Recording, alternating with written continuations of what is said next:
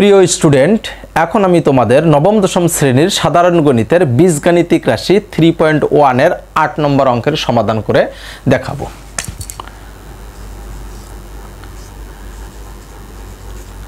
দেওয়া আছে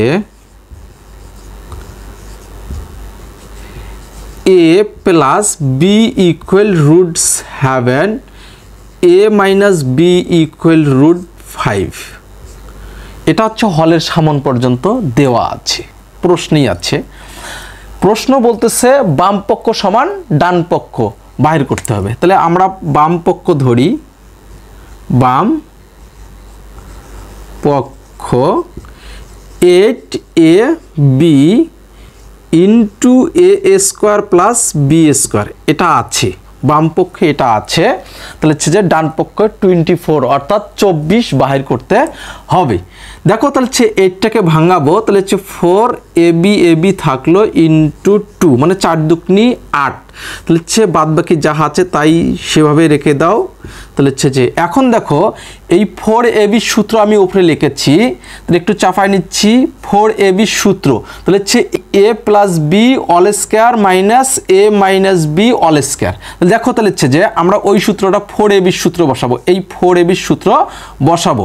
তাহলে হচ্ছে যে এখন দেখো এই a plus B all square minus, তাহলে হচ্ছে a minus b all square. এখন হচ্ছে যে এটা হচ্ছে একটা সূত্র গেল, তাহলে হচ্ছে সে কারণে আমরা দ্বিতীয় বন্ধনী দিতে পারি। তাহলে হচ্ছে 2a স্কোয়ার প্লাস বি স্কোয়ারের সূত্র হচ্ছে যে এই যে এখানে এই a plus B all square plus a minus b all square. এটা আমরা হচ্ছে কী করব, দ্বিতীয় বন্ধনী দেই। তাহলে হচ্ছে যে এই a plus B all square plus এই a মাইনাস বি এই অল স্কোয়ার।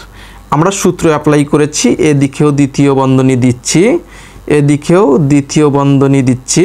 তাহলে হচ্ছে দেখো, তাহলে হচ্ছে এখন মান বসাবো।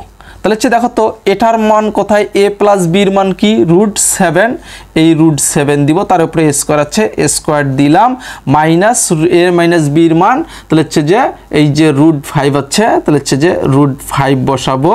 তাহলে হচ্ছে যে অল স্কোয়ার, তাহলে দ্বিতীয় বন্ধনী দাও।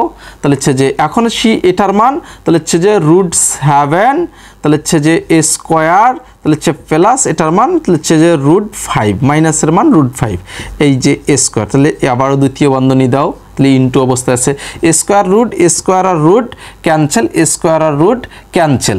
তাহলে হচ্ছে দেখো এদিকে আমরা একটু সুবিধার্থে এদিকে নিচ্ছি, তাহলে হচ্ছে ইকুয়াল, তাহলে হচ্ছে যে 7, তাহলে হচ্ছে -5, তাহলে হচ্ছে যে এই স্কোয়ার আর রুট ক্যান্সেল, তাহলে হচ্ছে এটা গেল, তাহলে হচ্ছে যে ইনটু, তাহলে হচ্ছে যে 7 প্লাস, তাহলে হচ্ছে 5। দেখো এটা হচ্ছে 7 থেকে 5 বাদ দেই, তাহলে আমার থেকে 2 ইন্টু আর 7 আর 5, তাহলে হচ্ছে 12, এই 12, তাহলে হচ্ছে আমি পাচ্ছি, তাহলে হচ্ছে গুণ করে 24। তাহলে হচ্ছে এটাই হচ্ছে ডান পক্ষ, তাহলে হচ্ছে যে প্রমাণিত।